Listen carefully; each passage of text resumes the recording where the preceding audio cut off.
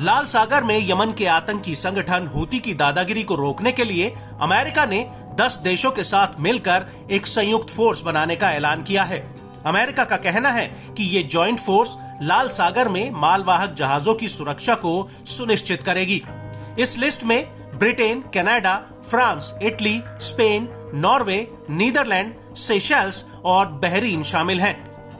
और इसी कड़ी में अमेरिका ने लाल सागर में कार्रवाई शुरू कर दी है। दरअसल अमेरिकी युद्धपोत aircraft carrier USS Dwight D Eisenhower पर एक FA-18E सुपर हॉर्नेट लड़ाकू जेट उतारा गया है, जिसकी तस्वीर अमेरिकी नौसेना ने ट्विटर पर पोस्ट की है।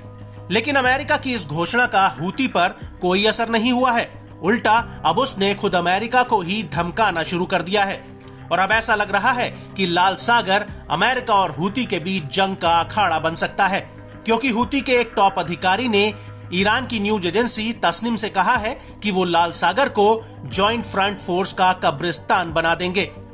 यही नहीं, हूती ने कहा कि वो लाल सागर में अमेरिकी युद्धपोत को भी डुबो देंगे। हूती ने अपने बयान में कहा कि हमारे पास आपके सैन्य बेड़े, आपकी पनडुब्बी, आपके युद्धपोत को डुबोने की क्षमता है। लाल सागर तुम्हारा कब्रिस्तान होगा। आपको बता दें कि पिछले दिनों बाब-अल मदेह स्ट्रेट और लाल सागर में सुएज कैनाल से होते हुए एशिया और यूरोप जाने वाले जहाजों पर हूती ने कई हमले किए हैं। 4 बड़ी कंपनियों को मिलाकर आधा दर्जन मालवाहक कंपनियों ने इस रूट पर अपने ऑपरेशंस रद्द कर दिए हैं।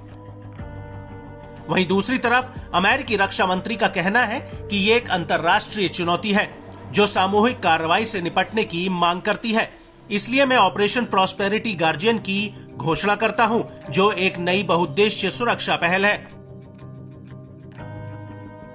आपको बता दें कि 10 देशों की इस फोर्स में कुछ देश एडन की खाड़ी और दक्षिण लाल सागर में पेट्रोलिंग और खुफिया जानकारी देने का काम करेंगे। हालांकि अरबों में से सिर्फ बहरीन ही खुलकर इस गुट में शामिल हुआ है। वहीं दूसरी तरफ कुछ देश पर्दे के पीछे से इस फोर्स को सपोर्ट करेंगे। वहीं दूसरी तरफ कुछ देश पर्दे के पीछे से इस फोर्स में शामिल हैं, जबकि सऊदी अरब इस फोर्स में आने से कतरा रहा है। लेकिन इस सब के बीच बड़ा सवाल यह है कि आखिर ये फोर्स हूती से किस तरह से निपटेगी। तो आपको बता दें कि ये फोर्स अमेरिका की मदद से हूती के द्वारा किए गए ड्रोन और मिसाइल हमलों को रोकने का काम करेगी। लेकिन दूसरी तरफ अभी तक सीधे यमन में हूती के खिलाफ कोई बड़ा हमला नहीं हुआ है, जिसकी वजह से ईरान की हिम्मत बढ़ी हुई है, क्योंकि ईरान के इशारे पर ही हूती लाल सागर में जहाजों को निशाना बना रहा है।